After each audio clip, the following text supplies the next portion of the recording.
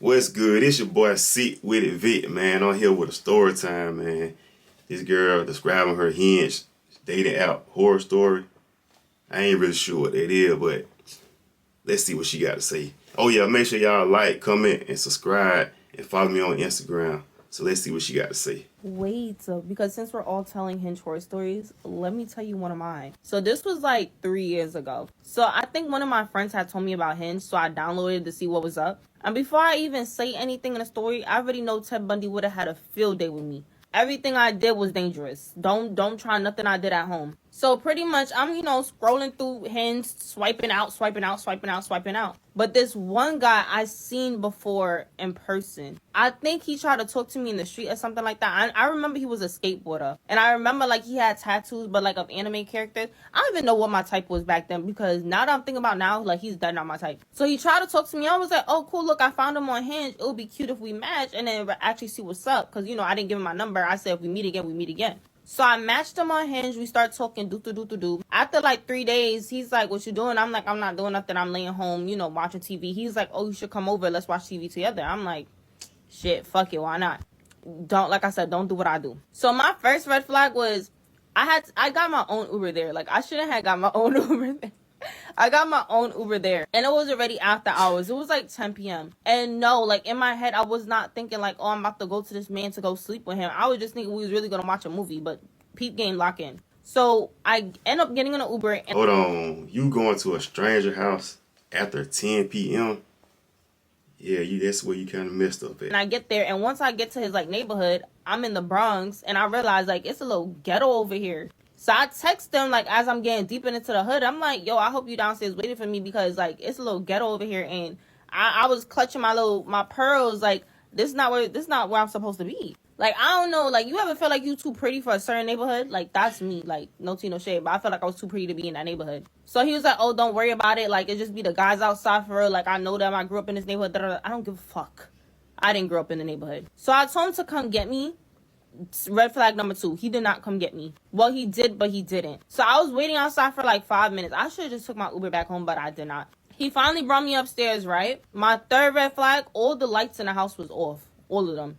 And he also lived with his mother. But the lights being off is always a red flag to me when I'm first going to somebody's house because I feel like, in my head, I feel like you got roaches and that's why your lights is off. Because he didn't even want to turn on the lights for me to like actually walk to his room. Like, and I'm here like stepping over bare equipment just to get to his room. Like his living room gave like hoarder. So I finally get to his room and he has like a gaming chair and I sit in a gaming chair. I do my little spin around because I'm trying to get the full 360 of what it actually looked like. All in the room is just LED lights. And I'm like, you don't got no light in your room. Like you only use LED lights. He was like, yeah, I never really turn on the light. I just be using the LED lights. That's another red flag for me because LED lights be hiding the real dirt and scrum that be on your walls. If you ever go to a guy room and you walk in, he got LED lights, just flick the light on for a real second. You're going to see all the fucking cum stains on their bed sheets. I promise you. Thank me later. So as I'm doing my little swivel around on the chair and I'm swirling around, I see a bucket of substances by the bed.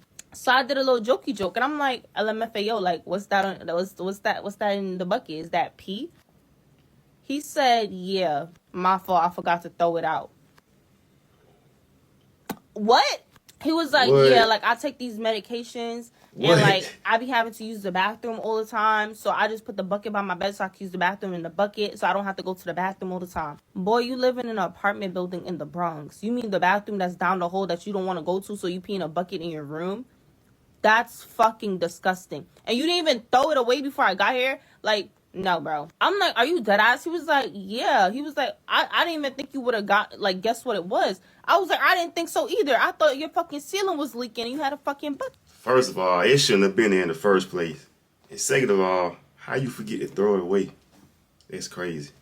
So instantly, I'm fucking grossed out. All the strikes are just building up at this point. So I'm like, oh, I have to use the bathroom. Like, can I use the bathroom? And he like, yeah, sure, I got you. So, we go back through the living room, through the jungle. I'm walking over shit and trying to dodge shit to get to his bathroom. Finally get in his bathroom. The door has no doorknob. I'm like, how am I supposed to close the door? Like, if I close the door and I look through the hole, I can see you. Where's my privacy? He was like, yeah, we were supposed to get that fixed, but they ain't come fix that. Don't worry, you could just put something in it. So he takes like a thing of newspaper and he puts it in the doorknob. So I was like, okay. So I'm not sitting on the toilet. As a girl, I'm gonna squat, right? Before I even think, I look and I'm like, oh shit, there's no toilet paper. He was like, oh yeah, shit, I forgot to go get some of that. He's like, give me 1 second. He left and he hands me paper towel to wipe my coochie. And it wasn't even Bounty. It was some hard ass, rough ass paper towel. You live in the Bronx. They have 86-cent toilet paper, the little Marco brand. Yeah, like why didn't you even get one of those? Fair to say, like after I used the bathroom, I made him get me an Uber back home. And I never spoke to that man again. Yeah. I don't even know what I was doing in his house. But if y'all want to hear another one of my dates, yeah, my little date stories, I got y'all. Man, that was a crazy story, man. Y'all put in the comments what y'all think about that story, man. Make sure y'all like, comment, subscribe for you, boy. On to the next one.